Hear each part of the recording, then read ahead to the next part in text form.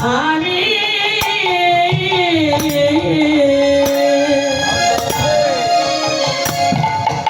আমি যেন শুধু কৃষ্ণ বলি কাঁদিতে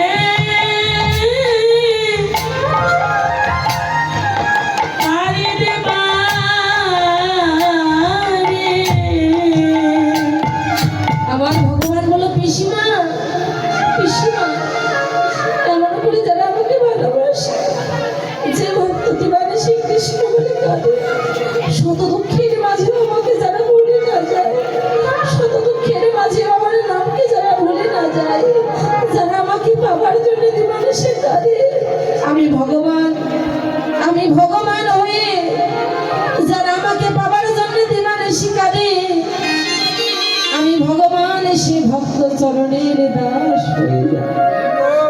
আমার ভগবান সে ভক্ত চরণের দাস হয়ে যায় যারা দিবানিশি কাঁদার মতো কাঁদতে পারে, কিন্তু না, আমরা কাঁদতে পারি না। কেন জানো? এই যে বিষয় বাসনে মত্ত হয়ে আছে, স্ত্রী আমার, পুত্র আমার, বাড়ি আমার, গাড়ি আমার, এই যে আমার করছে, এই আমার আমিত্বটাকে বিসর্জন দিতে পারছি না, এই জন্য তো কৃষ্ণ বলে কাঁদছি না। আমরা কৃষ্ণের দাস না হয়ে মায়ার দাস হয়ে গেছি। কিন্তু বাবা একবার ভেবে দেখো, এই জগতের সংসারী একমাত্র রাধে আদি গোবিন্দ ছাড়া তোমার আপনের জন্য কেউ নয়।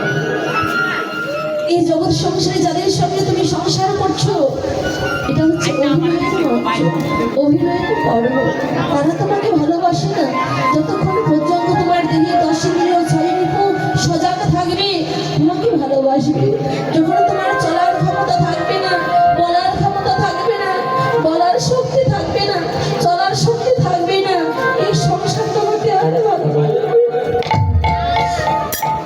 তোমার মহাজন বললো, বলে আমি কবে যাব বিষয় ছেড়ে ওই মধুর বৃন্দাবন,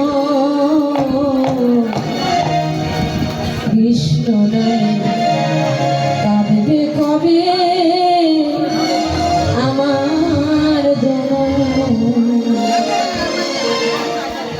মধুর কৃষ্ণ নামে কাঁদবে কবে